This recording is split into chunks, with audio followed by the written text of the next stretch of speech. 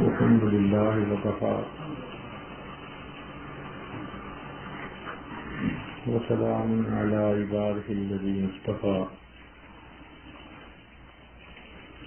أما بعد أعوذ بالله من الشيطان الرجيم بسم الله الرحمن الرحيم قد أفلح من تزكى وذكر اسم ربه فصلى بل تؤثرون الحياة الدنيا والآخرة خير وأبقى إن هذا لفي الصحف الأولى صحف إبراهيم وموسى سبحان ربك رب العزة عما يصفون وسلام على المرسلين والحمد لله رب العالمين اللهم صل على سيدنا محمد وعلى آل سيدنا محمد وبارك وسلم اللهم صل على سيدنا محمد وعلى آل سيدنا محمد وبارك وسلم اللهم صل على سيدنا محمد وعلى آل سيدنا محمد وبارك وسلم اللہ رب العزت نے انسان کے اندر خیر بھی رکھی ہے، شر بھی رکھا ہے۔ وَنَفْسٍ وَمَا سَوَّاهَا فَأَلْهَمَهَا فُجُورَهَا وَتَقْوَاهَا۔ اللہ رب العزت نے خیر اور شر کا مجموعہ بنایا ہے اور پھر دونوں راستوں کی نشاندہی فرما دی ہے، وَهَدَيْنَاهُ النَّجْدَيْنِ۔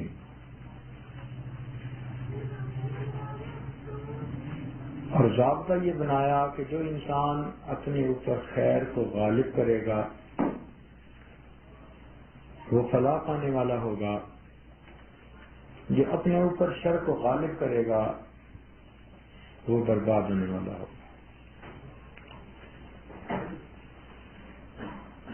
زندگی کا انداز انسان خود اپناتا ہے۔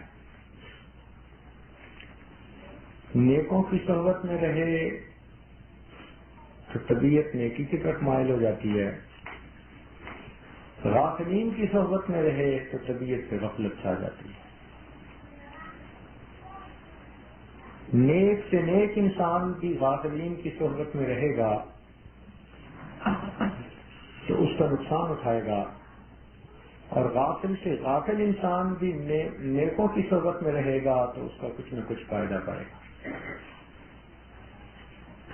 اللہ رب العزت اپنے پیارے نبی علیہ السلام کو، حضرت موسیٰ علیہ السلام کو منع فرماتے ہیں کہ آپ ایسے آدمی کے پاس نہ رہیں کہ جو ہم پر ایمان نہیں لاتا، غافل ہے، کہیں اس کا وبال آپ پر نہ پڑے۔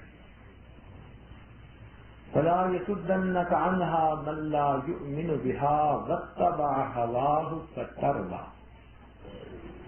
تو وہ بندہ جس نے اپنی خواہش کی اتباع کی، آپ اس کی سنگت نہ اختیار کرنا، فترضیٰ، اس کا کیا مطلب ہے؟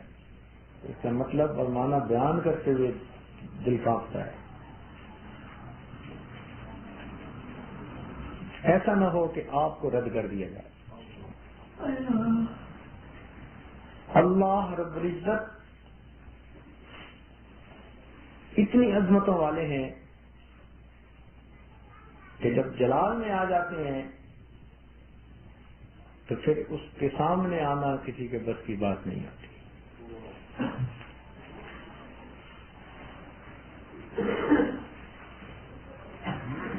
اپنے محبوب کو فرما دیتے ہیں،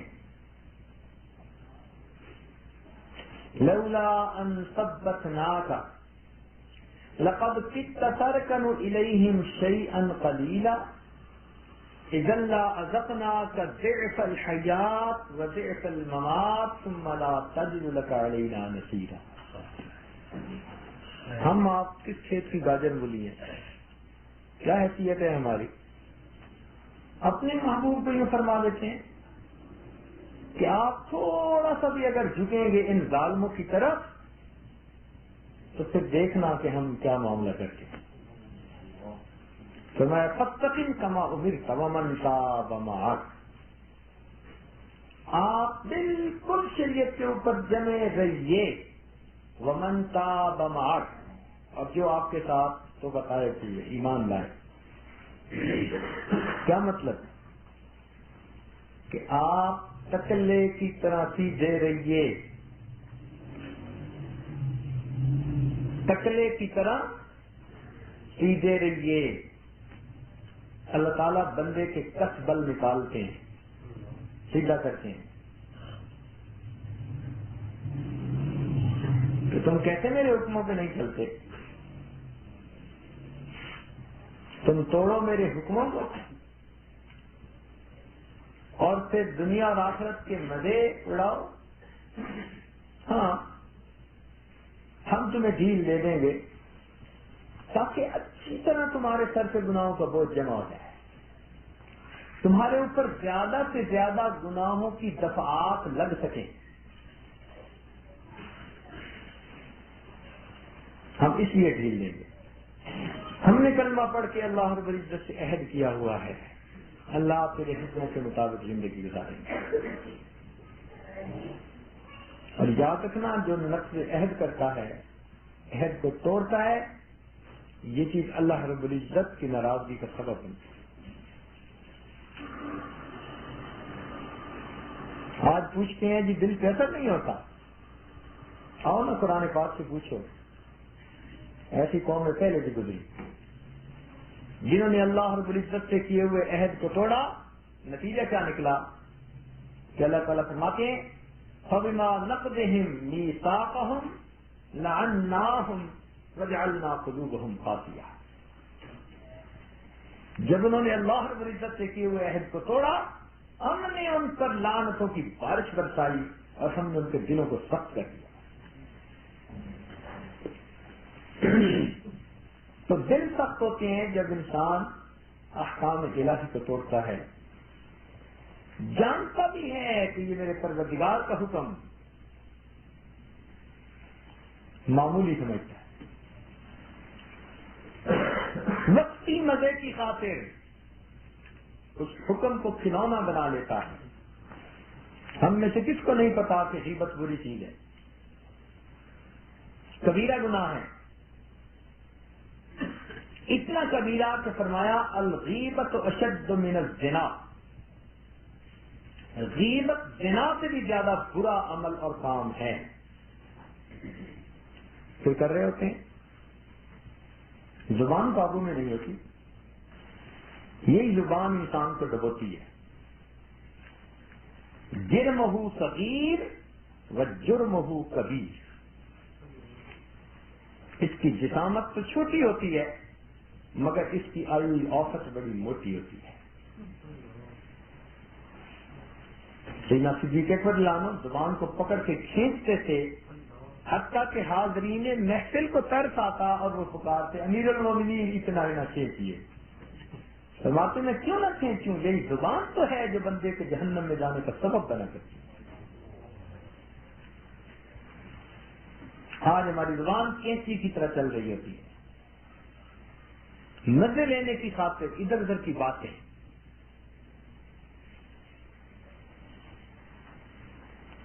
اور جب منع کریں تو جواب ملتا ہے کہ ہم سچی بات تو کر رہے ہیں. بھئی سچی بات کرنے ہی کو غیبت کہتے ہیں. اگر جھوٹی ہوتی پھر تو بہتان کی سزا ملتی.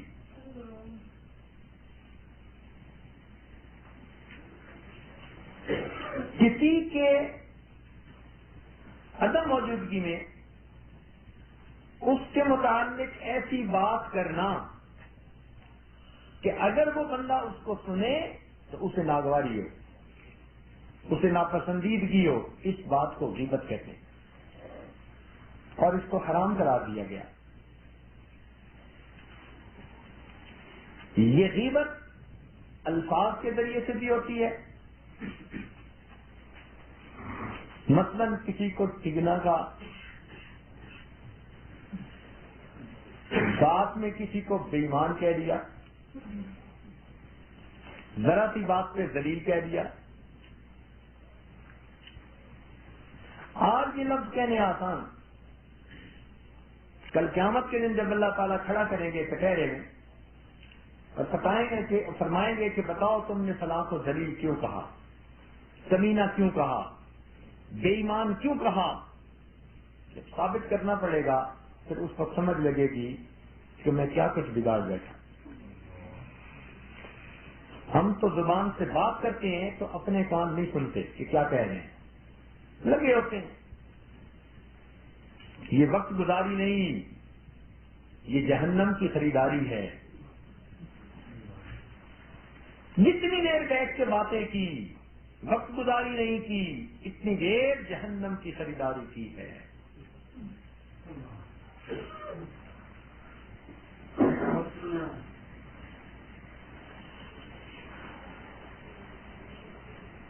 ذرا سا کسی کی تعریف ہو جائے عورتوں میں بالخصوص، یہ ضرور اس کی کوئی نہ کوئی بری بات یا عیب گنوا دیں گی.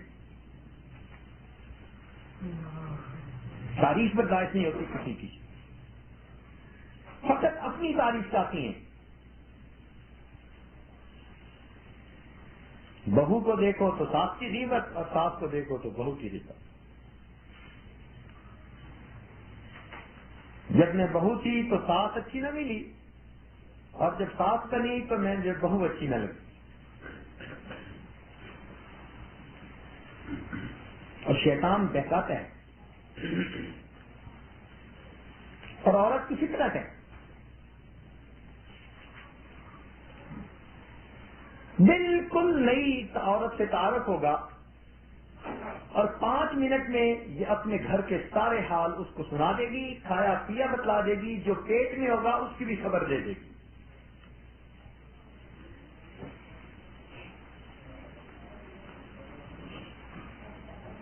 اور بالخصوص اگر خامد کے ساتھ تھوڑی بہت رنجش ہوتی ہے، اللہ اکبر، پھر تو غیبت اس طرح کرتی ہے جس طرح کوئی سرف کا طالب علم بیٹھا گردان کر رہا ہوتا ہے. بندے بندے کے سامنے غیبت کریں گی. جس عورت کے اندر 2 چیزیں نہ ہونا، ایک غیبت نہ ہو اور ایک ناشکری نہ ہو، وہ خوش نصیب عورت ہے. 30 سال 50 سال حامد نے حسن سلوک کی زندگی گزاری، بڑھاپا آ گیا، اب اگر کوئی بات غلطی ہو گئی تو اس وقت بھی اس کو تانے دیتی ہے، میں نے تیرے گھر میں آ کے دیکھا کیا تھا، تو جو کچھ کرتے ہیں اپنے بچوں کے لیے کرتا ہے، میرے لیے کچھ نہیں کرتا.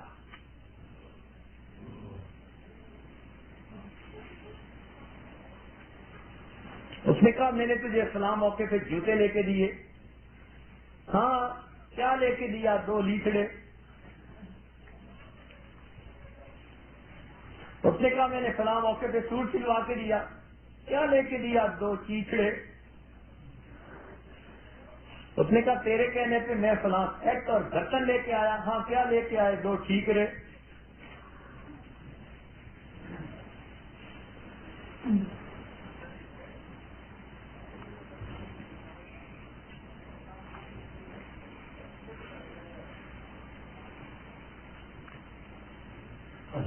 اور سمجھتی ہیں کہ یہ انداز اپنانا ہمارا حق ہے، اور کامیاب بیوی وہی ہوتی ہے.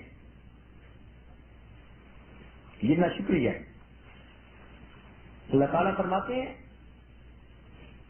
شریعت کا حکم حدیث پاک میں آتے ہیں من لم یشکر الناس لم یشکر اللہ. جو انسانوں کا شکر ادا نہیں کرتا وہ اللہ رب العزت کا بھی شکر ادا نہیں کرتا.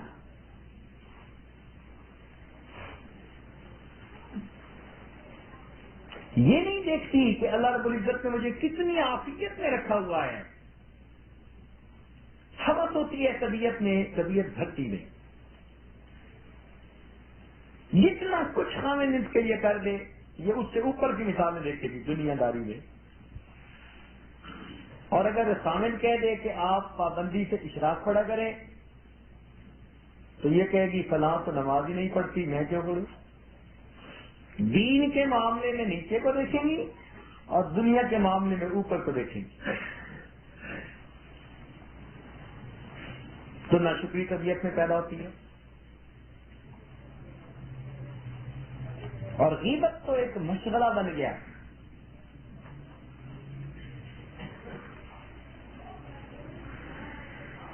حتیٰ کہ تھوڑی دیر میں انسان اپنے لیے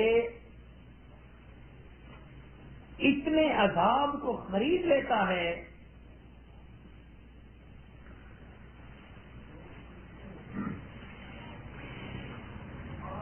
کہ انسان اپنے کیے ہوئے عملوں کو دوسروں کے لیے ضائع کر بیٹھتا ہے. یہ یاد رکھیے کہ غیبت حقوق العباد میں سے ہے. قیامت کے دن جس کی بھی غیبت کی ہوگی اللہ رب العزت ان حقداروں کو کہیں گے کہ تم اس کے نام اعمال سے اپنا اجر لو. اور یہ وہ دن ہوگا جب لوگ ایک ایک نیکی کو ترستے پھریں گے، اور جب انہیں موقع ملے گا کہ فلاں نے ہماری غیبت کی تھی اور اس کے نام اعمال سے نیکیاں مل رہی ہیں، تو وہ پھر اپنا منہ بولا ریٹ لگائیں گے. وہ راضی نہیں ہوں گے. یہ ان کو منانے کی کوشش کرے گا. وہ کہیں گے تم نے میری غیبت کی تھی، مجھے اور چاہیے اور چاہیے. حتیٰ کہ ساری زندگی کے دیے بنے ہوئے اعمال کو یہ دے بیٹھے گا. حق مانگنے والے پھر بھی مطالبہ کریں گے. نبی علیہ السلام نے فرمایا تم جانتے ہو کہ سب سے زیادہ قیامت کے دن غریب کون ہوگا؟ اللہ کہنے بھی جس کے پاس کچھ مال پیسہ نہ ہوگا. میں نہیں. وہ ہوگا جس نے دنیا میں بڑے نیک اعمال کیے مگر زبان سے کسی کو برا کہا، کسی پہ الزام لگایا، کسی کی دل آزاری کی. قیامت کے دن اب حقدار آئیں گے اور اللہ تعالیٰ ان حقداروں کو موقع دیں گے، وہ اس کے نام اعمال میں سے نیکیوں کو لے لیں گے. اتنی نیکیاں لے لیں گے حتیٰ کہ نام اعمال خالی ہو جائے گا. حق والے ابھی بھی باقی ہوں گے. اللہ تعالیٰ ان حق والوں کے گناہوں کو لے کے اس بندے کے سر پہ رکھ دیں گے. نیکیاں لے کے آئیں گے اور برائیوں کے انبار سر پر لگے کھڑے ہوں گے. اور یہ سارا کچھ کس لیے ہوگا؟ کہ اپنی زبان کا استعمال غلط کیا ہوگا. زبان کے چسکے کی خاطر، منہ کے مزے کی خاطر اپنے سر پہ عذاب کے کچھڑ ہوں گے. اور انسان اس وقت پریشان ہوگا کہ کاش دنیا میں میں نے یہ جرم نہ کیا ہوتا. یہ غیبت اشارے کنارے سے بھی ہو جاتی ہے. ہاتھ کا اشارہ کر دیا جائے پھر بھی ہو جاتی ہے.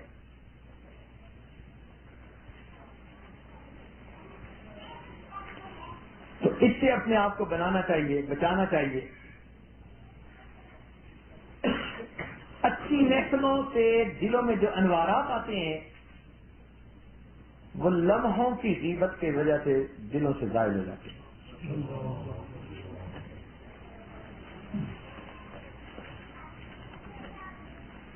کمانا آسان، کمانا مشکل ہوتا ہے، گوانا بہت آسان ہوتا ہے.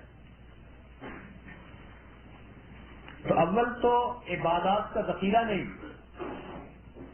اور اوپر سے اگر غیبتیں کریں گے تو بنے گا کیا؟ اور آج تو اللہ رب العزت کا شکر ادا نہیں کرتے ہیں. ہم میں سے کتنے ہیں کہ جن کی زبان سے بے اختیار نکلے الحمدللہ، اللہ سب تعریفیں آپ کے لیے ہیں، اتنا کچھ آپ نے مجھے دیا کہ میں تو اس قابل نہیں تھا. ہم اللہ تعالیٰ کے شکر گزار بندے بنے، عبادات کریں اور اپنے رب کو منائیں.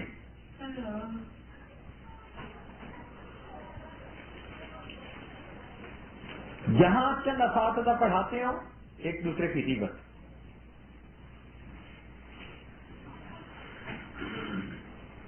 جہاں چند بھائی ہوں اور ان کی بیویاں گھروں میں آ جائیں آپس میں غیبت. پڑوسیوں میں غیبت،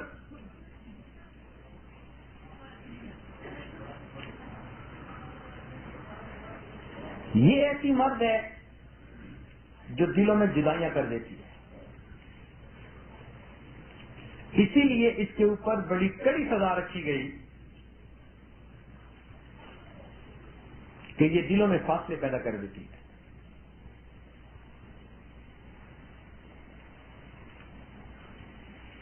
ذرا سی دیر میں کسی کو دو باتیں ایسی کر دو کہ دوسرے کے بارے میں ہمیشہ کے لیے اس کو بدگمان کر دو، دل ایک دوسرے سے دور کر دو. وَيَقْطَعُونَ مَا أَمَرَ اللَّهُ بِهِ أَن يُوصَلَ، کاٹتے ہیں ان رشتوں کو جن کو جوڑنے کا اللہ نے حکم دیا. وَيُفْسِدُونَ فِي الْأَرْضِ، اور زمین میں فساد مچاتے ہیں. اس لیے قرآن پاک نے دو لفظ استعمال فرمائے، وَيْلٌ لِكُلِّ ہُمَزَةٍ لُمَزَةٍ. ہمزہ اور لمزہ، یہ دو لفظ دونوں کو یاد رکھیے کہ ایسا تو نہیں کہ کہیں ہم میں بھی یہ دونوں جو ہے وہ برائیاں موجود ہوں. ایک ہوتے عیب جو، عیب بین، عیب دیکھنے والا، عیب کی تلاش کرنے والا، اس کو عیب جو کہتے ہیں. اور ایک ہوتا ہے عیب گو، عیب کے متعلق باتیں کرنے والا. یہ دو علیحدہ علیحدہ بیماریاں ہیں، گناہ ہیں. عیب جو ہونا اور عیب گو ہونا، اور بعض لوگوں میں یہ دونوں بیماریاں ہوتی ہیں. وہ عیب جو بھی ہوتے ہیں، عیب گو بھی ہوتے ہیں. اس لیے ہمزہ لمزہ دو لفظ استعمال کیے. اب قیامت کے دن ایسے بندے کے لیے جو عیب جو ہوگا اور عیب گو ہوگا، کیا کریں گے؟ اللہ تعالیٰ جہنم کے اندر ایک خاص جگہ بنائیں گے جس کو حاویہ کہیں گے.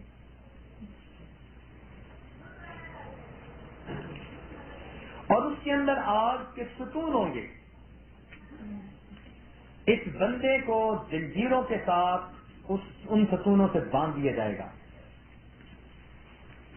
اور پھر آگ کے انگارے ہوں گے، اور وہ آگ کے انگارے جیسے شرلی پھینکتے ہیں اور وہ دور جاتی ہے، اس طرح وہ آگ کے انگارے اٹھیں گے اور سب کے سب اس کے دل کے اوپر آ کر لگیں گے. یعنی جیسے میزائل مارتے ہیں نا، یوں سمجھیے کہ جہنم کی آگ میں سے آگ کے بنے ہوئے میزائل چلیں گے اور اس کے دل کو نشانہ بنائیں گے.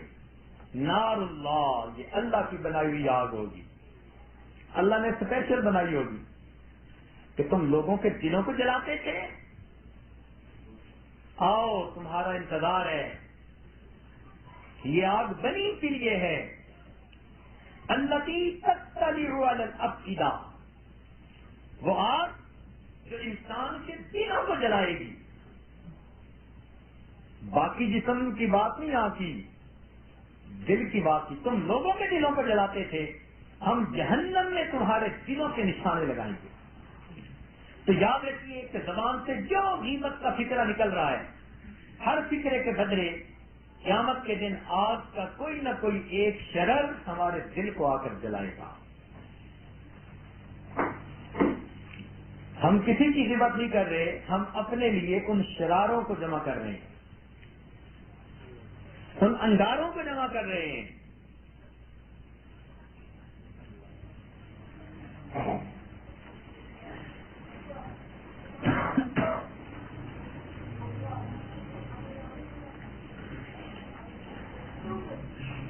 تو آج غیبت کرنی آسان، کل اس کا عذاب برداشت کرنا مشکل کام. آج تو صوفے سیٹ پہ بیٹھ کے چائے پیتے ہوئے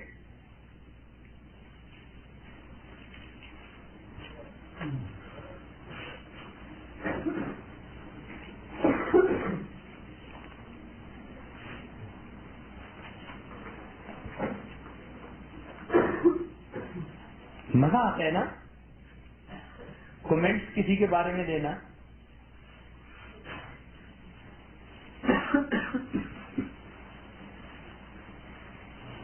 مثلاً خامن نے کہا کہ نماز پڑھا کرو، تو آگے سے جواب دیا آپ کی بہن تو پڑھتی نہیں.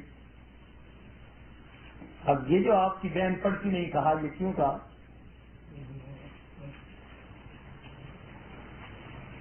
اور کئی لوگ تو بیٹھے ہوئے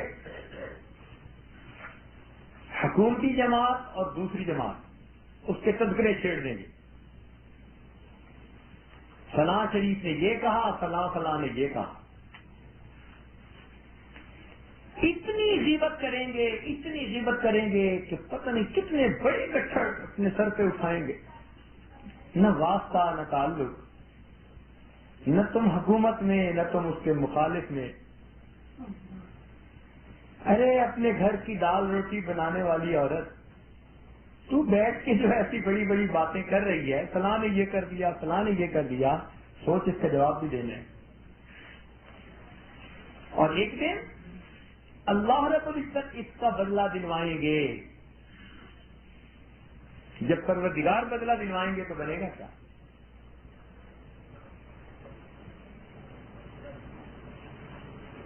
اس لیے فرمایا کہ غیبت کرنے کی مثال ایسے جیسے کہ انسان کسی مردار کا گوشت کھا رہا.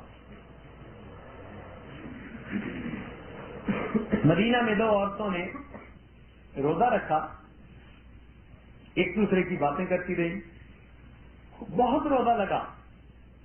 نبی اسلام کی خدمت میں حاضر ہوئے لوگ کہ جی اتنا روزہ ان کو لگا ہے کہ مرنے کے قریب، تو کیا وہ افطار کر سکتی ہیں؟ فرمایا انہوں نے تو پہلے ہی روزہ توڑ لیا.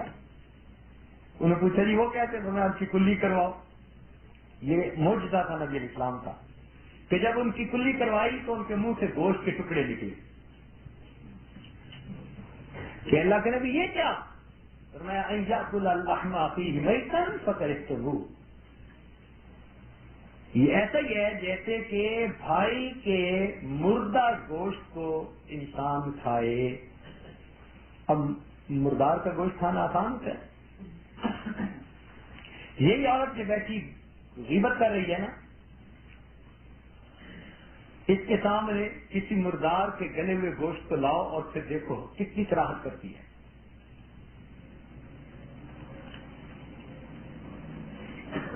کمرے میں چوہا مر کے گل جائے تو یہ کمرے میں نہیں جاتی. گلی میں گدھا مرا پڑا ہو تو ادھر سے گزرتی نہیں کہ بو آتی ہے. اور قیامت کے دن مردار گوشت کو کھائے گی جو بدبوؤں سے بھرا ہوا ہوگا. آج ذائقے دار سالن اچھا نہیں لگتا، اور قیامت کے دن کیا؟ مردار کا گوشت چبانا پڑے گا، کھائے گی. پھر نزاکتیں کدھر جائیں گی؟ ایک کلاس میں پڑھنے والی طالبات اور ایک کلاس میں پڑھنے والے طلباء ایک دوسرے کی غیبت. یہاں مل کے رہنے کا موقع ملا وہی غیبت. بھئی کیوں کسی تیسرے کے بارے میں زبان سے بات نکالتے ہو؟ شریعت نے مومن کے اکرام کی خاطر اس کی عزت کو محفوظ رکھا. غیبت کو اس لیے منع کیا کہ تاکہ کوئی بھی 2 بندے مل کر بیٹھیں تو تیسرے کے دل میں بدگمانی نہ ہو کہ یہ میرے بارے میں غیبت کر رہے ہوں گے. پابندی لگا دی، تم 2 مل کر اپنی جو بات کرنا چاہتے ہو کرو، تم تیسرے کی بات نہیں کر سکتے. تو بدگمانی کسی میں پیدا ہی نہیں ہوگی کہ وہ بیٹھے ہوئے کیا کر رہے ہیں. جو کر رہے ہوں گے اپنا ہی کچھ کر رہے ہوں گے، میرے بارے میں کچھ نہیں کہہ سکتے. تو یہ مومن کی تکریم ہے، مومن کا وقار ہے اللہ رب العزت کے ہاں. اس کی غیبت کو اللہ رب العزت نے حرام کر دیا. یہ اس کی عزت کی حفاظت ہے.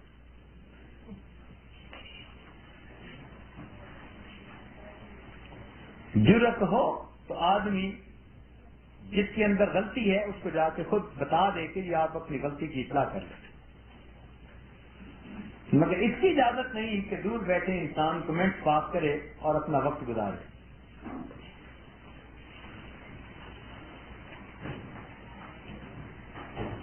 قیامت کا دن انسان کے اوپر بڑا بھاری دن ہوگا، جس دن کے دودھ پلانے والیاں اپنے دودھ پینے والوں کو بھول جائیں گی. یا ایھا الناس اتقوا ربکم ان زلزلۃ الساعۃ شیء عظیم.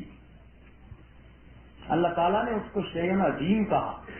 اور یاد رکھنا کہ بڑے جب کسی کو بڑا کہیں تو وہ چیز بہت بڑی ہوا کرتی ہے. یوم ترونها تذهل كل مرضعة عما ارضعت وتضع كل ذات حمل حملها وترى الناس سكارى وما هم بسكارى ولكن عذاب الله شديد. اس دن ایسی وقت دہشت ہوگی حمل والیاں اپنے حمل کو گرا بیٹھیں گی. انسان ایسے ہوگا جیسے کہ بے ہوشی کے عالم میں ہے, اور وہ بے ہوشی نہیں ہوگی, وہ اس دن کی وحشت ہوگی کہ رب کے سامنے کھڑا ہونا ہے.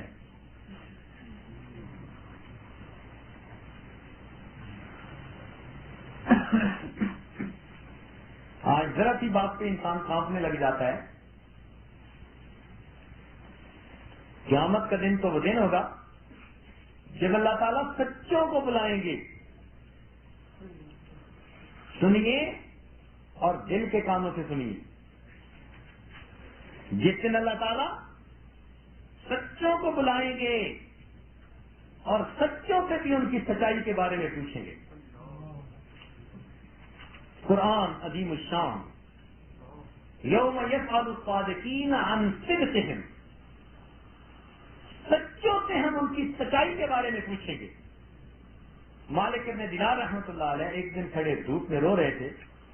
کسی نے دیکھا تو وہ کہہ رہے تھے کہ اے اللہ, جن کو آپ نے قرآن پاک میں خود سچا کہا پھر فرما رہے ہیں ہم ان سچوں سے بھی ان کی سچائی کے بارے میں پوچھیں گے, پروردگار پھر ہم جیسے جھوٹوں کا کیا حال ہوگا. جب سچوں سے بھی ان کی سچائی کے بارے میں آپ پوچھیں گے تو پھر ہم جیسے جھوٹوں کا کیا حال ہوگا.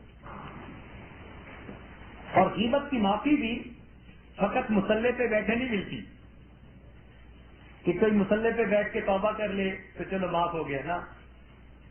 غیبت کا گناہ اس حق والے سے بخشوانا پڑتا ہے, معافی مانگنی پڑتی. کوئی ایک مصیبت ہے کہ چلو جی آج ہمیں احساس ہوا ہم توبہ کرتے ہیں, نہیں. جن جن کی غیبت کی ان سے ہمیں معافی مانگ کر دنیا میں بخشوانا پڑے گا, ورنہ قیامت کے دن وہ حقدار ہوں گے. اب سوچیں ہم نے کہاں کہاں جان پھنسائی ہوئی ہے.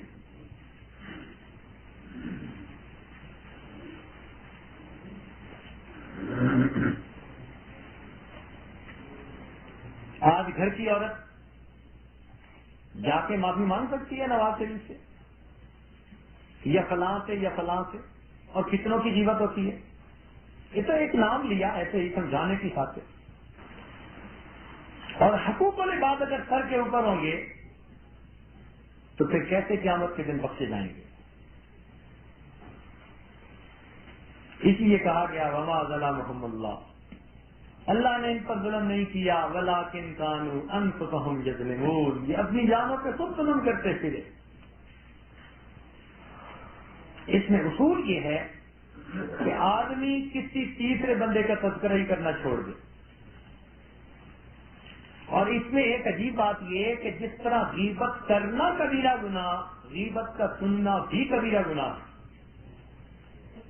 اب اگر کرنے والے نہیں تھے تو کئی دفعہ سننے والے بنیں گے, پھر کیا ہوا.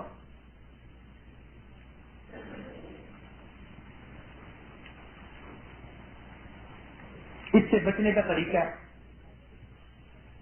کہ اگر کوئی بندہ ایسی ناپسندیدہ بات کر رہا ہے جو آپ پسند نہیں کرتی تو آپ آرام سے کہہ دیجئے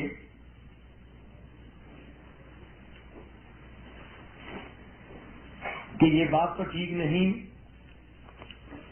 اور اگر محسوس کرتی ہیں کہ ایسا کہیں گے تو الٹا یہ بھی ناراض ہو جائے گی تو پھر علماء نے طریقہ لکھا کہ جس کی غیبت کی جا رہی ہے آپ اس کے بارے میں کوئی اچھی بات کر دیں. اگر آپ نے کوئی اچھی بات اس کے بارے میں کر دی آپ غیبت سننے والوں میں شامل نہیں ہوں گے, کیونکہ آپ نے ترغیب کر دی, دل فیل ہوتی.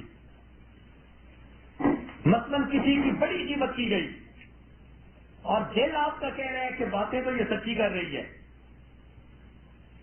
آپ جواب میں کہہ دیں جی ہے تو بڑی صحیح، کوئی خوبی بیان کر دیں، ہے تو وہ بڑی سمجھدار، تو آپ نے تعریفی جملہ کہہ دیا تو آپ سننے والوں میں شامل نہیں. 1 گھنٹے کی اس کی غیبت ایک فکرے کے ساتھ ختم، آپ سے بوال نہیں.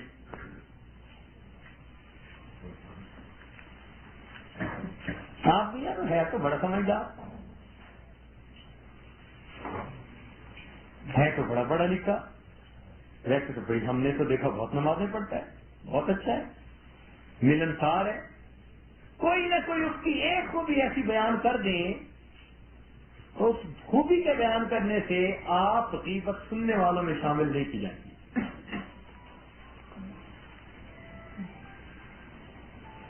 ایک یہ بھی صورت ہے غیبت سے بچنے کی کہ اگر کسی نے کسی کے بارے میں بہت کچھ کہا، آپ کہتے ہیں جی حقیقت حال کو تو اللہ بہتر جانتا ہے، ویسے ہماری نظر میں تو اچھا آدمی ہے، ہماری نظر میں تو اچھا آدمی. اچھا آپ کا تجربہ یہ ہے، میرا تجربہ تو یہ ہے کہ میرے ساتھ تو بہت اچھے ہیں اس کے تعلقات. تو کوئی نہ کوئی ایسی بات کر دیں کہ جس سے اس کی رد ہو جائے اور اس رد کی وجہ سے آپ غیبت سننے والوں میں شامل ہیں. اور غیبت کرنے سے تو اس طرح ڈریں جس طرح کوئی آدمی کسی شیر کے قریب جانے سے ڈرتا ہے. کیوں ڈرتا ہے؟ پتہ ہے کہ یہ میرے گلے پڑ جائے گا. اسی طرح جس بندے کی غیبت کی جا رہی ہے یہ بندہ قیامت کے دن گلے پڑ جائے گا، مسلط کر دیا جائے گا نیکیوں پر، اور جب تک وہ مطمئن نہیں ہوگا اس کا حق باقی رہے گا.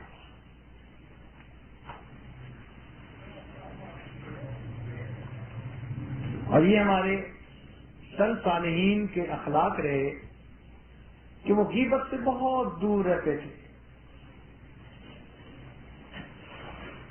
ایک لفظ زبان پہ ایسا نہیں لاتے تھے جو کسی کے لیے بھی ناگواری کا اثر، ایک لفظ بھی ایسا نہیں لاتے تھے. حتیٰ کہ اگر کسی بندے کو کہنا ہوتا اور وہ موٹا ہوتا تو اس کے پیچھے پیچھے اس کو موٹا بھی نہیں کہتے تھے کہ کئی لوگ موٹا کہنے سے بھی ناراض ہوتے ہیں.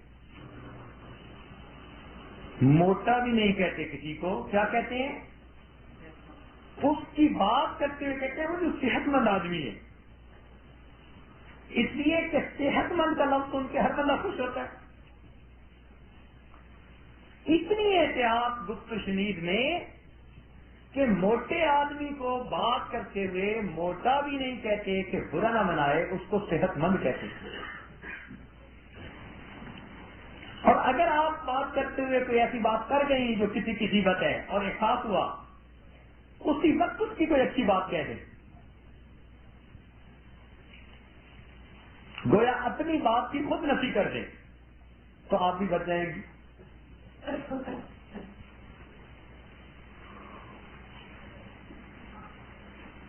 اور اگر ایسے لوگوں کی غیبت کی جو دنیا سے چلے گئے تو پھر کیا ہوا؟ علماء نے اس کا بھی حل لکھا، فرمایا کہ ان کے لیے ایک تو دعائیں کرو ان کی بخشش کی، مغفرت کی، اور دوسرا ان کی طرف سے کچھ مال کچھ پیسہ اللہ تعالی کے راستے میں خرچ کرو،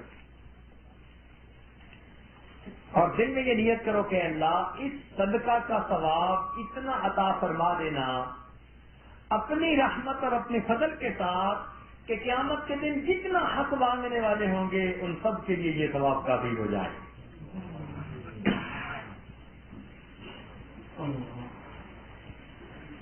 تو کچھ نہ کچھ اللہ تعالیٰ کے راستے میں بھی خرچ کریں، مسجد میں، مدرسے میں، نیک غربا میں، اور اس نیت سے کریں کہ اس کا ثواب اللہ تعالیٰ قیامت کے دن حق والوں کو دلوائے جن کے کہ میں نے حقوق دینے. اور آئندہ کے لیے غیبت سے سچی توبہ. تو اگر جن کی غیبت ہو چکی اور اب ان تک پہنچ ہو ہی نہیں سکتی تو پھر اس کا یہی طریقہ ہے. مثلا ایک مرد نے عورت کی غیبت کی ہمسائے کی, اب اس سے معافی بھی نہیں مانگ سکتا. عورت نے مرد کی غیبت کی, وہ اس سے معافی بھی نہیں مانگ سکتی. یا وہ آدمی فوت ہو گیا یا دور چلا گیا, یا اگر معافی نہیں مانگنا چاہیں تو ہم اب اس کو تلاش بھی نہیں کر سکتے. تو ان سب کا یہی ایک ہی طریقہ کہ ایسے اہل حقوق کے لیے آپ دعائیں مانگیں. نمبر 1, اللہ ان کے درجات کو بڑھائے, تاکہ آپ کی دعاؤں کی وجہ سے اگر اللہ اس کے درجات کو بڑھائیں گے تو قیامت کے دن وہ آپ کو اپنے حقوق معاف کر دیں گے. اور دوسرا یہ کہ ان کی طرف سے نیکی کریں, اچھا خرچ کریں, کوئی نیکی کا کام کریں, تاکہ ان کو قیامت کے دن اللہ رب العزت اپنی رحمت سے اس کا اجر دے دیں اور آپ کی جان چھوٹ جائے. اور غیبت کی معافی مانگنے کا بھی ایک طریقہ ہوتا ہے. مثال کے طور پر آپ نے کسی کی غیبت کی, مثلا بھائی نے بھائی کی غیبت کی مثال کے طور پر. اب اگر یہ جا کر کہے گا جی میں نے آپ کی غیبت کی, تو پہلے سے زیادہ کام خراب ہو جائے گا. کہ پہلے تو چلو بول چال تھی, اب تو پھر پکی دشمنی. تو یوں نہیں کہنا ہوتا کہ جی میں نے آپ کی غیبت کی, نہیں, بلکہ جائیں محبت پیار کا تعلق اور معافی یوں مانگے کہ جی انسان ہے, ایک دوسرے کے اوپر حقوق آتے ہیں, تو اگر آپ کے میرے اوپر کوئی حقوق آتے ہوں تو آپ معاف کر دیں. وہ یوں پیار والی بات ہوتا کہ یہ انسان ہے, ایک دوسرے کے اوپر حقوق ہوتے ہیں, اگر آپ کے میرے اوپر حقوق آتے ہیں تو آپ معاف فرما دیں, اور اگر میرے آپ کے اوپر آتے ہیں تو جی میں نے آپ کو معاف کر دیا. تو یہ ایک دوسرے سے ان الفاظ میں معافی مانگنے, اگر اس نے کہہ دیا میں نے معاف کیا تو سمجھ لیں کہ بس معاف ہو گیا. اور یہ جن کے قریب انسان رہتے ہیں نا, یہ ان سے معافی مانگنے کی عادت ڈالے. عام طور پر غیبت بھی انہیں کی زیادہ ہوتی ہے.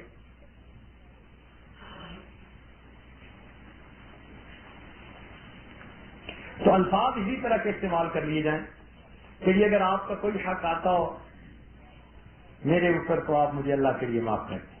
آج معافی مانگنی آسان, کل قیامت کے دن اس کے اجر اور بدلہ دینا بڑا مشکل کام. اور اسی وجہ سے انسان رکا رہتا ہے. جنید بغدادی رحمۃ اللہ علیہ کی خدمت میں حضرت شبلی رحمۃ اللہ علیہ پہنچے تو انہوں نے 2 سال تو ان سے بہت مجاہدہ کروایا. 2 سال کے بعد پوچھا کرتے کیا تھے کہ جی میں نہاون کے علاقے کا گورنر تھا.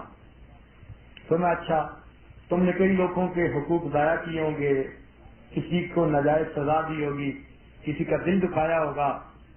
ان کا جی. تو میں بیٹھ کے لسٹ بناؤ, بیٹھ کے فہرست بناؤ.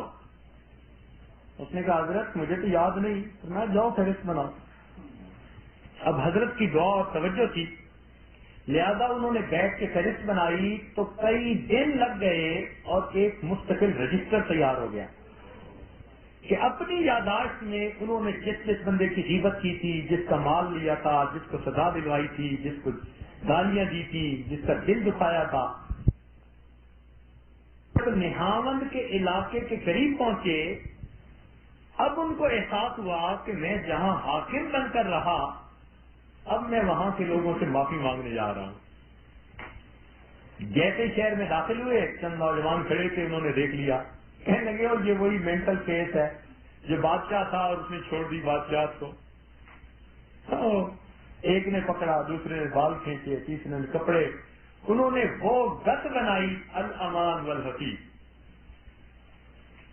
جب جان چھوٹی اب پہلے کے پاس گئے, کسی نے معاف کر دیا, کسی نے اپنے دل کی بھڑاس نکالی تو مار پیٹ کر لی, کسی نے کہا اچھا میں تب معاف کروں گا دھوپ میں کھڑے رہو, اتنی دیر دھوپ میں کھڑے رہے. کسی نے کہا جی میرے گھر کی دیوار تعمیر ہو رہی ہے, تم مزدوروں کے ساتھ مزدوری کرو اتنے دن, تب معاف کروں گا.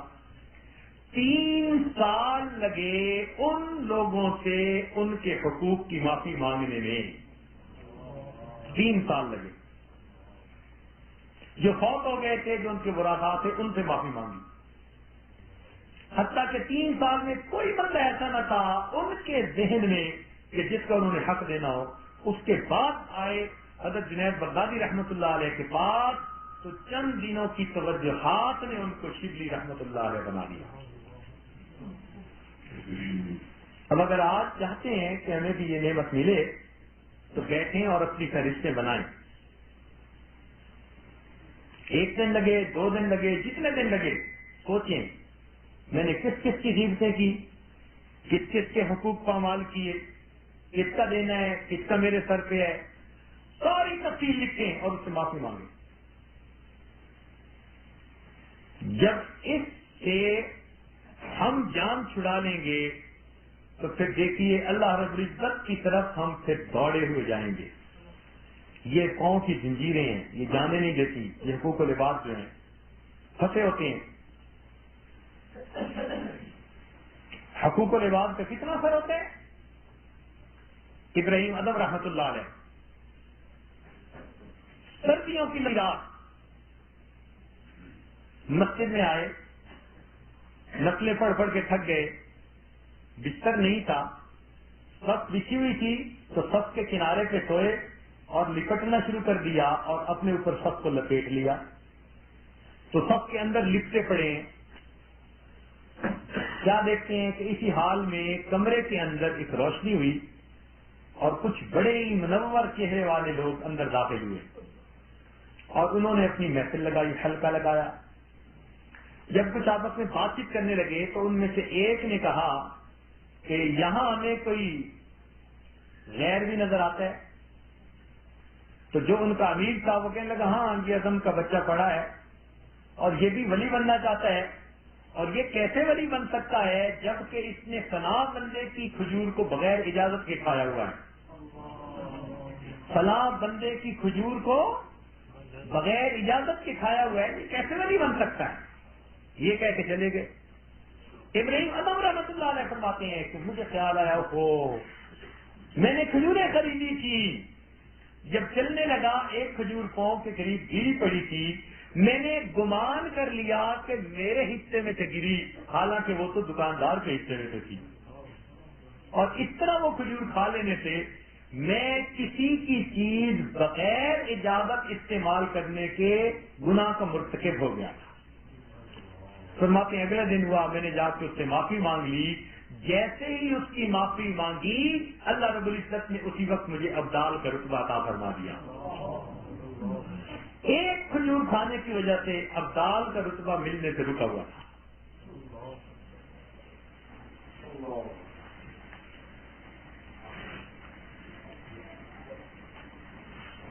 ایک تو فوت ہوئے، کسی نے کہا سنائیے کیا بنا، کہنے لگا میں کیا بتاؤں.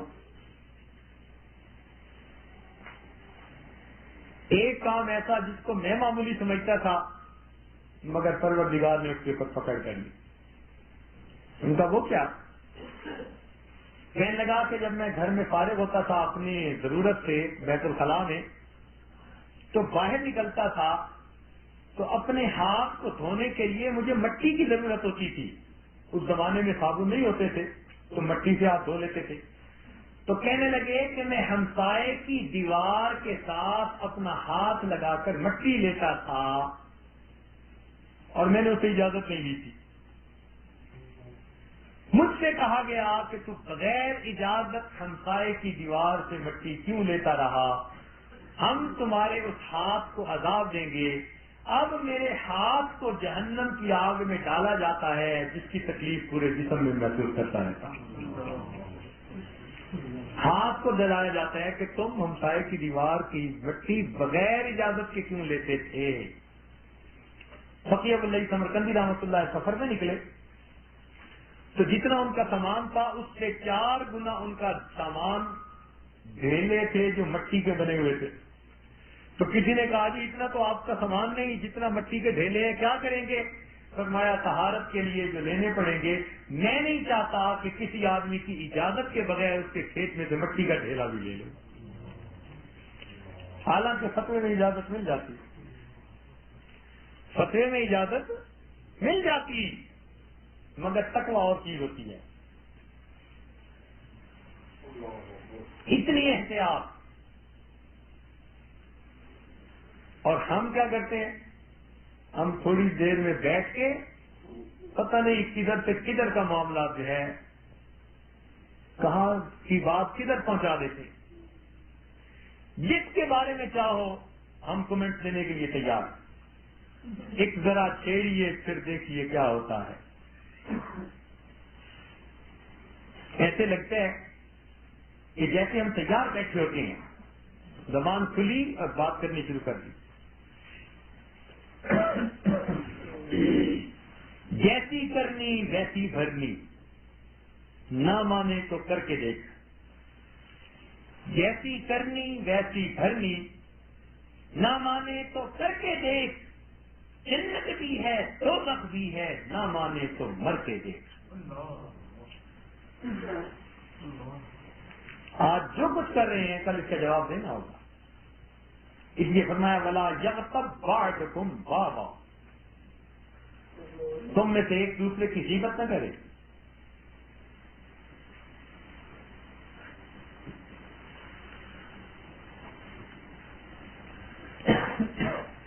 اور ایک ناشکری، اللہ رب العزت نے جو بھی نعمتیں دی ہوئی ہیں اس کا شکر ادا کریں، اس پہ راضی رہیں. سیدنا موسیٰ علیہ السلام سے ان کی قوم نے پوچھا، اے اللہ کے نبی، ہمیں کیسے پتہ چلے اللہ تعالیٰ ہم سے راضی ہے یا ناراض ہے؟ ہمیں کیسے پتہ چلے کہ اللہ تعالیٰ ہم سے راضی ہے یا ہم سے ناراض ہے؟ حضور پہ حاضر ہوئے سوال پوچھا. فرمایا میرے کلیم، جا کے امت کو بتا دو کہ تم اپنے دلوں میں جھانک کے دیکھو، اگر تم اپنے دل میں مجھ سے راضی ہو تو میں تم سے راضی ہوں، اگر تمہیں مجھ سے شکایتیں ہیں تو مجھے تم سے شکایتیں. اور آج دیکھو ہم نے تو ہر بندے کو شکایت ہے، ہمیں تو یہ نہ دیا، وہ نہ دیا، وہ نہ دیا.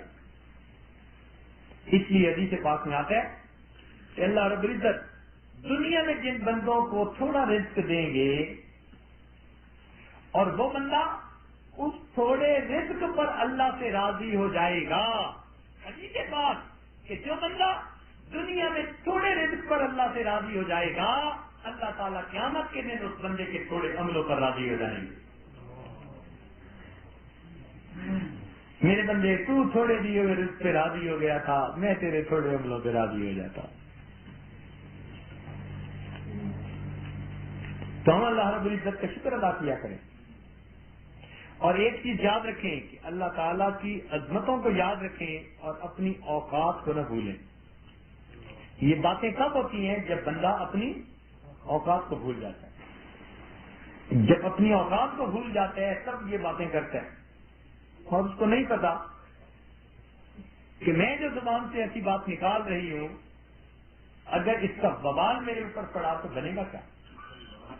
قرآن عظیم الشان، یا ایھا الناس انما بغیکم علی انفسکم، اے انسانوں تمہاری بغاوتیں تمہاری اپنی جانوں پر، تو جو گناہ کرتے ہیں اس کا وبال ہم پہ لوٹ کے آتا ہے. کسی کا نہیں کچھ برا کر رہے ہوتے، اپنے آپ کو عذاب کے اندر دھکیل رہے ہوتے ہیں، تو اس کے اثرات بھی اپنے اوپر. بڑا بول نہ بولیں کہ اللہ رب العزت کو بڑا بول بہت ناپسند ہوتا ہے. اللہ اکبر. آپ کو ایک گزٹڈ آفیسر کی بات سناؤں. کوٹھی خریدی، قریب مسجد تھی، فجر کی اذان ہوئی، آنکھ کھلی، اگلے دن مؤذن کو بلوا کے کہہ دیا کہ فجر کی اذان سپیکر پہ نہ دیا کرو، میری نیند میں خلل واقع ہوتا ہے.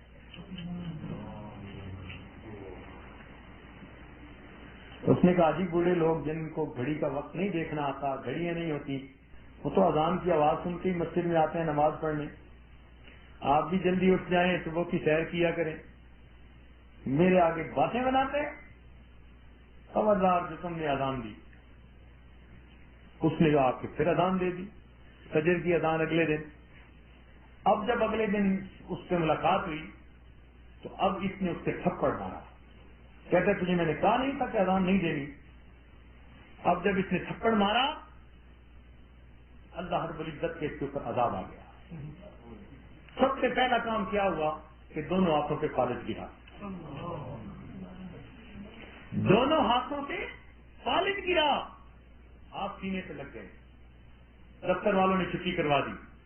وہ جو اندھی آمدنی کی، رشوت کی اور پتہ نہیں کیا کیا، وہ ختم، گھر بیٹھ گیا۔ اب جب گھر بیٹھ گیا تو شاہانہ مزاج کا، ہر وقت بیوی کے ساتھ جلی کٹی، بیوی بیچاری خدمت کرتی، کھانا کھلاتی، کپڑے بدلواتی، کیا کیا کرتی، اوپر سے گالیاں بھی سنتی۔ کچھ عرصے کے بعد تنگ آ گئی، اس نے کہا اچھا میں تو اپنے میکے جا رہی ہوں۔ اس نے بچوں کے لیے میکے، بھائی کو خط لکھا کہ میں اس وقت بے سہارا ہوں، آپ مجھے اپنے پاس لے جائیں۔ بھائی لینے آیا، اس دوران دوسرا فالج کا اٹیک ہوا اور دونوں ٹانگیں بھی سینے کے ساتھ لگ گئی۔ اب زندہ لاش، نہ ہاتھ ہلتے ہیں نہ ٹانگیں ہلتی ہیں۔ بھائی کے گھر پہنچا، اب کون کیسی خدمت کرے؟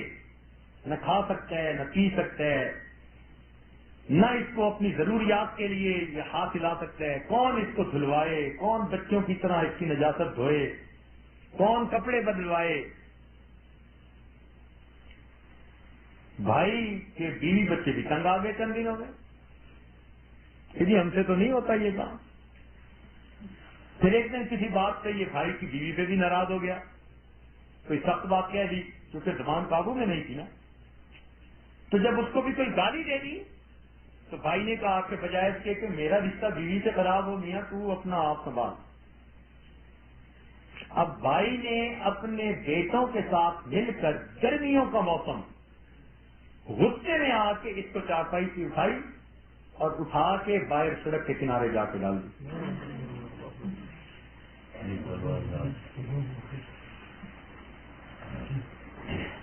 اب جب 9-10 بجے اور سورج کی طرف دھوپ ہوئی تو پسینہ آ رہا ہے، اب پیاس لگی، بھوک لگی، کھایا ہوا کچھ نہیں تھا، اب رو رہا ہے کہ کوئی مجھے کھانے کو کچھ دے دے۔ اگلے دن کا فاقہ تھا، قریب سے آدمی نے گزرتے ہوئے 2 روپے دیے، کہنے لگا نہیں میں 2 روپے نہیں لیتا، مجھے تو روٹی دے، بھوک لگی ہے۔ اس نے جا کے روٹی لائی اور کہنے لگا لے کھا لے، کہنے لگا میرے تو ہاتھ اور پاؤں کام ہی نہیں کرتے۔ اس نے کہا میرے پاس اتنا وقت نہیں، میں تو جا رہا ہوں۔ پھر رو رہا ہے، منت سماجت کر رہا ہے کہ مجھے روٹی کھلا دے۔ اس نے کہا میرے پاس وقت نہیں، پاؤں سینے پہ لگے ہوئے تھے۔ اس نے کہا میں جا رہا ہوں، کہنے لگا پھر روٹی مجھے پکڑا دو۔ اپنے پاؤں کے انگوٹھے اور انگلی کے درمیان اس نے روٹی پکڑی اور اپنے منہ سے اس کو نوچ نوچ کے کھا رہا تھا، جیسے کتا روٹی کھاتا ہے نا، پاؤں میں پکڑ کے منہ سے نوچتا ہے۔ یہ فرسٹ کلاس گدھے کا آفیسر اپنے پاؤں کے انگوٹھوں میں روٹیاں پکڑ کے اپنے منہ کے ساتھ نوچ کے کھا رہا ہے۔ کذالک العذاب ولعذاب الآخرۃ اکبر۔ جب انسان اللہ رب العزت کی نعمتوں کی ناشکری کرتا ہے پھر پروردگار اس کا یہ حشر کرتے ہیں۔ اپنی اوقات کو بندہ بھول جاتا ہے۔ زبان چلانی آسان، جواب دینے مشکل کام۔ پوچھیں گے تم دنیا میں میری نعمتوں کا کیا شکر ادا کرتے رہے؟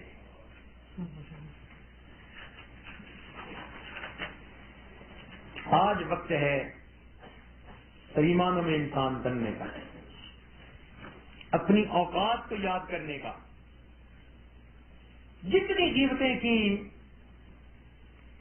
ان کی فہرست بنا کر ان سب سے معافی مانگنے کا،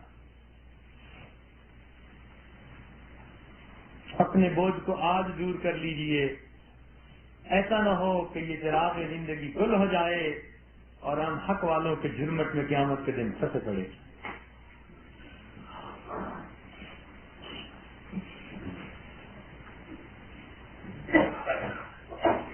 ناشکری اور پروردگار کی. حضرت مولانا بدر عالم رحمۃ اللہ علیہ نے ترجمان السنہ میں ایک حدیث نقل فرمائی کہ بنی اسرائیل کے 3 بندے تھے. ان میں سے ایک آدمی برس کا مریض تھا, سفید داغ سے اس کے چہرے پر. ایک آدمی آیا, اس نے کہا کیا حال ہے؟ کہ جی آپ دیکھتے ہی ہیں کہ میں برس کا مریض ہوں, میری شکل اتنی بدصورت ہے کہ کوئی میرے پاس بیٹھنا پسند نہیں کرتا, کوئی سیدھے منہ بات نہیں کرتا, پھر رزق تنگ ہے, پریشان ہوں. اس نے دعا کر دی. اللہ تعالیٰ نے اس کو ایک اونٹنی دی. اونٹنی کی نسل اتنی بڑی کہ وہ وقت کا امیر آدمی بن گیا, اور اس کی برس کی بیماری بھی گئی. خوبصورت جسم, خوبصورت شکل اللہ نے عطا فرما دی. دوسرے کے پاس گیا, اس کے سر پہ بال نہیں تھے, جس کی وجہ سے اس کی شخصیت ایسی تھی کہ لوگ دیکھتے تھے تو مذاق کرتے تھے, اور رزق کی بھی تنگی تھی. اس نے پوچھا کیا حال ہے؟ کہنے لگا میں کیا بتاؤں کہ ہر ایک کی ہنسی مذاق سنتا ہوں اور در در کی ٹھوکریں کھاتا ہوں, کام نہیں. اس نے دعا کر دی, اللہ تعالیٰ نے اس کو گائے دی. گائے کی اتنی نسل بڑی کہ وہ بڑا امیر آدمی بن گیا. تیسرے کے پاس گیا, اندھا تھا. کیا حال ہے؟ اس نے کہا میں کیا بتاؤں, میں تو اندھا ہوں, در در کی ٹھوکریں کھاتا پھرتا ہوں, مانگتا ہوں. اس نے دعا کر دی, اللہ تعالیٰ نے اس کو آنکھیں بھی دے دی اور اس کو ایک بکری دے دی, اور بکری کی نسل اتنی بڑی کہ بڑے بڑے ریوڑوں کا مالک امیر آدمی بن گیا. کئی سال گزر گئے. یہ تینوں آدمی اپنے اپنے وقت کے نواب کہلانے لگے. بیویاں, بچے, خاندان, دوست احباب, علاقے کے چودھری, نواب اپنی عیاشی میں زندگی گزار رہے ہیں. وہ آدمی پہلے کے پاس ایک دن آیا اور کہنے لگا کہ دیکھو میں ایک مفلس اور تلاش ہوں, نادار ہوں. آپ کے پاس کچھ نہیں تھا, اللہ نے آپ کو سب کچھ دیا, آپ اس میں سے کچھ مجھے بھی دے دیں. اب اس نے جب یہ سنا تو غصے میں آ گیا. کہنے لگا بکواس کرتا ہے, میرا دادا امیر, میرا والد امیر, میں امیر کا بیٹا, تو کیسے کہتے ہیں کہ تمہارے پاس کچھ نہیں تھا, نکل جائے یہاں سے.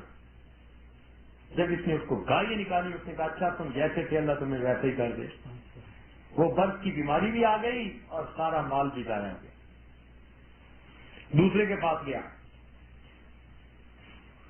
کہ میں ایک نادار غریب ہوں, اللہ کے نام پر سوال کرتا ہوں, آپ کے پاس کچھ نہیں تھا, آپ کو اللہ تعالیٰ نے سب کچھ دیا, اس میں سے آپ کچھ مجھے بھی دے دیں. اس نے کہا فضول لوگ آ جاتے ہیں مانگنے کے لیے, میاں یہ میں نے محنت سے کمائی کی ہے, مجھے اللہ میرا دماغ اتنا ہے کہ لوگ مجھ سے فیصلے کرواتے ہیں, میں نے فلاں بزنس میں اتنا کمایا, فلاں میں اتنا کمایا, فلاں فیصلہ کیا اتنا ملا. میاں خون پسینے کی کمائی ہے, تم کیسے کہتے ہو کہ کچھ نہیں تھا؟ اس نے کہا اچھا کہتے تھے اللہ تمہیں ویسا کر دے. اس کے بھی بال غائب اور وہ انسان بھی اپنے مال سے محروم. اس کے بعد یہ تیسرے کے پاس گیا اور جا کر کہا کہ بھئی میں مفلس ہوں, غریب ہوں, اللہ کے نام پر مانگتا ہوں. ایک وقت تھا کہ آپ کے پاس بھی کچھ نہیں تھا, اللہ تعالیٰ نے آپ کو سب کچھ دیا, مجھے بھی کچھ دے دیجیے. تو کہتے ہیں کہ جیسے ہی سے یہ بات کہے اسی وقت وہ آدمی کھڑا ہوا اور اس نے اسے کہا کہ اے بھائی تم بالکل سچ کہتے ہو, تم بالکل سچ کہتے ہو. ایک ایسا وقت تھا کہ میں تو اندھا تھا, مجھے کچھ نظر نہیں آتا تھا. ارے دوسروں کے لیے تو رات کو اندھیرا ہوتا تھا, میرے لیے تو دن میں بھی اندھیرا ہوتا تھا. میں در در کی ٹھوکریں کھاتا تھا, لوگوں کے سامنے دامن پھیلاتا, بھیک مانگتا تھا اور مانگے ہوئے ٹکڑوں کو کھا کے گزارا کیا کرتا تھا. کوئی اللہ کا بندہ آیا اور اس نے آ کر دعا دی, پروردگار نے مجھے بینائی بھی دی, پروردگار نے مجھے رزق بھی دیا, یہ جو کچھ ہے یہ سب میرے مولا کا کرم ہے. تم آج اللہ کے نام پر مانگ رہے ہو، یہ سامنے دونوں پہاڑوں کے درمیان جتنی بکریاں نظر آتی ہیں یہ سب تمہارے لیے ہیں، جتنا چاہو میرے مولا کے نام پر لے لو۔ اس نے کہا مبارک ہو، میں تو فرشتہ ہوں۔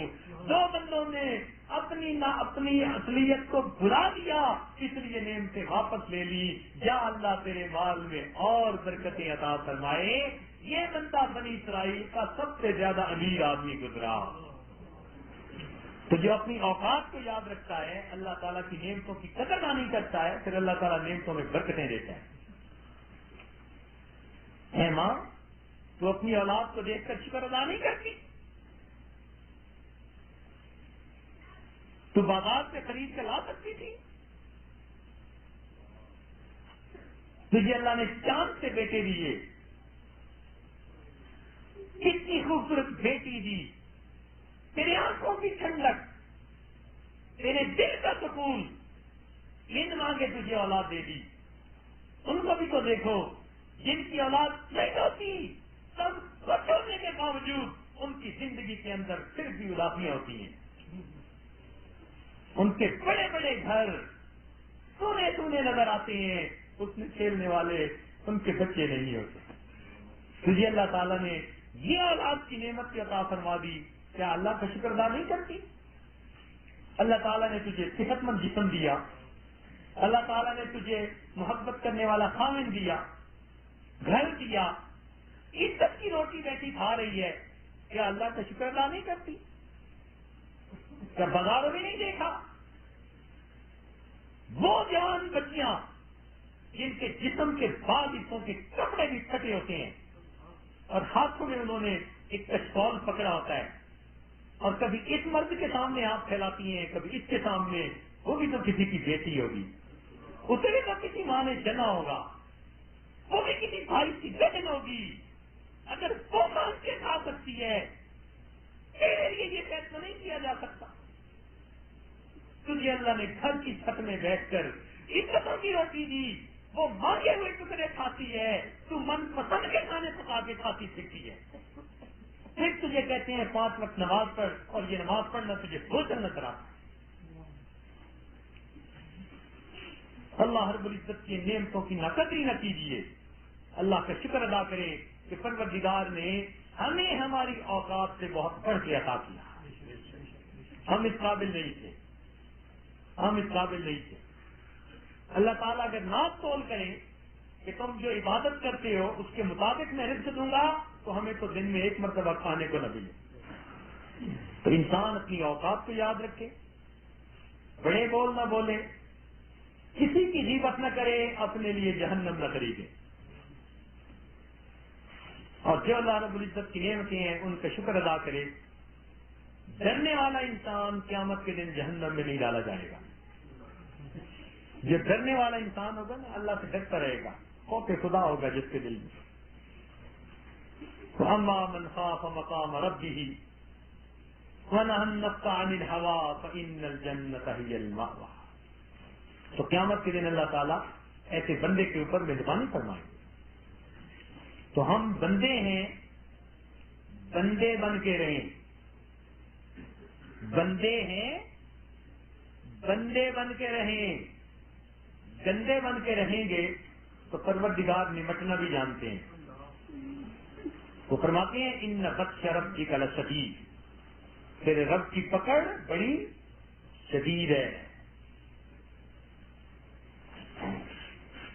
اللہ رب العزت اپنی رحمت کا معاملہ فرمائے اور ہمارے دل کی گندگیوں کو دور کر کے ہمیں انسانوں والی زندگی گزارنے کی توفیق عطا فرمائے۔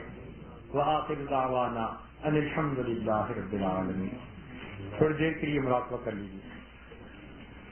مجھے اپنی پستی کی شرم ہے، تیری رفعتوں کا خیال ہے۔ مجھے اپنی پستی کی شرم ہے، تیری رفعتوں کا خیال ہے، مگر اپنے دل کو میں کیا کروں، اسے پھر بھی شوق وصال ہے۔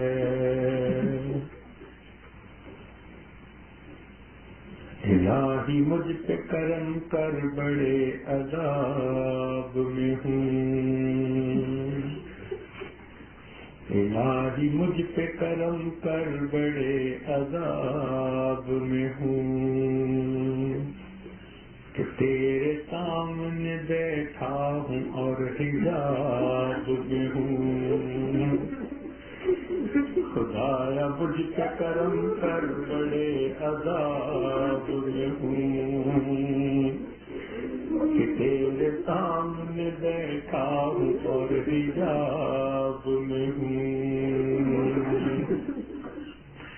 خدایا مجھ پہ کرم کر بڑے عذاب میں ہوں، کہ تیرے سامنے بیٹھا ہوں اور حجاب میں ہوں۔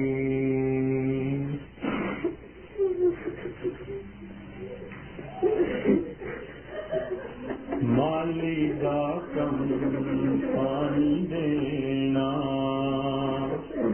تے بھر بھر مشکاں پاوے، تے مالک دا کم پھل پھل لانا، او لاوے یا نہ لاوے، مالی دا کم پانی دینا، تے بھر بھر مشکاں پاوے، تے مالک دا کم پھل پھل لانا، او لاوے یا نہ لاوے، عدل کریں تے کمب دے جاویں، اچیاں شاناں والے، تے فضل کریں تے بخشے جاویں، میں جیوی مکالے،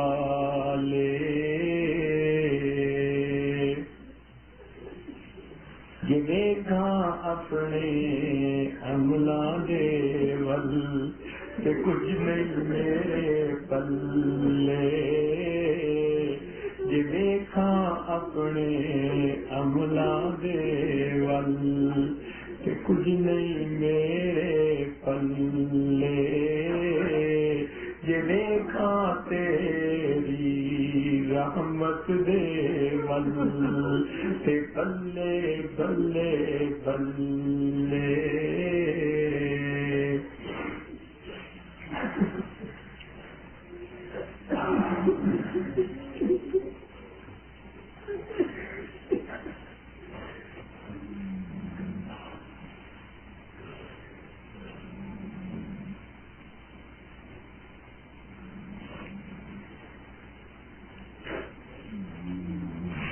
لا الہ الا اللہ محمد رسول اللہ۔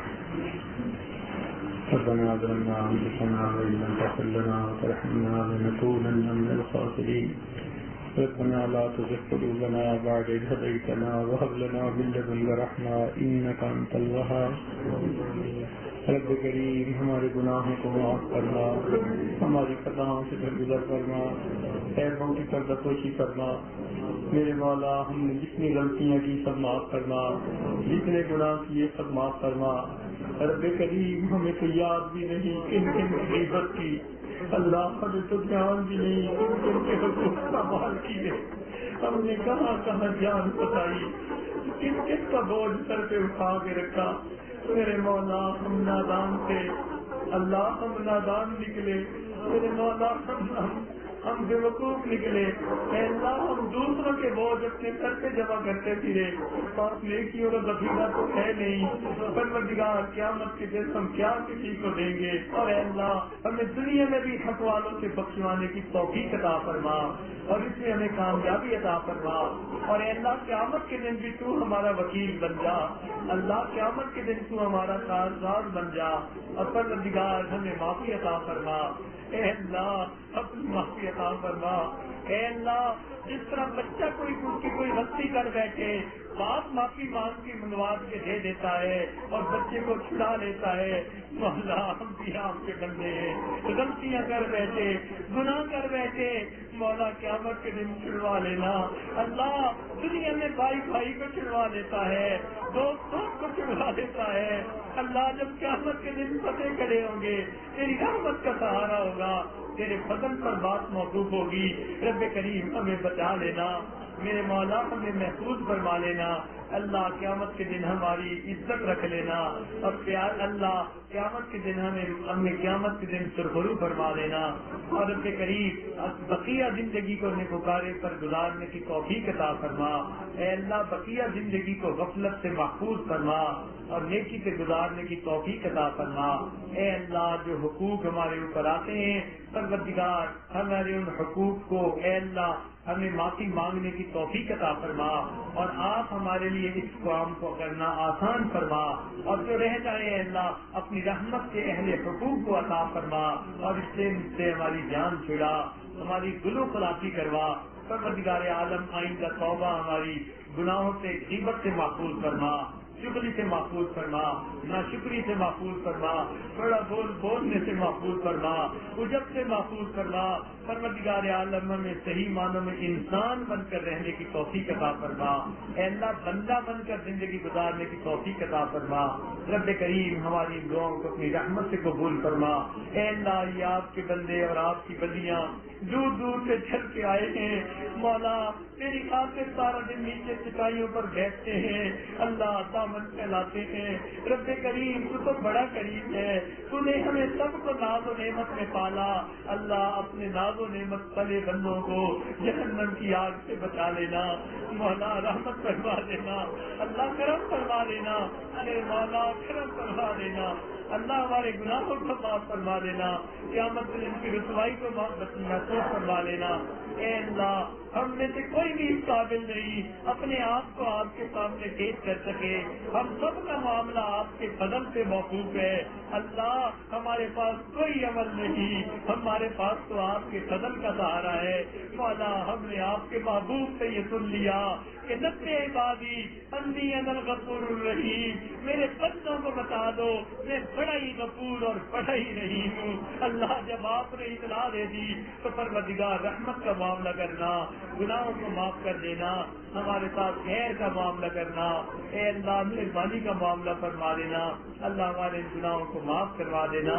اے اللہ آپ نے خود ہی فرما دیا کہ لا تقنطوا من رحمت اللہ, کہ گناہ گارو تم اللہ کی رحمت سے مایوس نہ ہونا. ان اللہ یغفر الذنوب جميعا انہ هو الغفور الرحیم. مولا جب آپ بخشنے والے ہیں تو ہمارے گناہوں کو معاف فرما دیجیے گا. رب کریم جو کہا گیا سنا گیا اس کو قبول فرما, اس کے بدلے جتنے سننے والے مرد یا عورتیں ہیں اللہ سب کے گناہوں کو معاف فرما. اے اللہ جو مانگا وہ بھی عطا فرما, جو مانگنا چاہیے تھا نہیں مانگ سکے وہ بھی عطا فرما. اے اللہ جو بیمار ہیں اس کو شفا عطا فرما. جنہوں نے دعاؤں کے لیے کہا اے اللہ ان کی پریشانیوں کو دور فرما.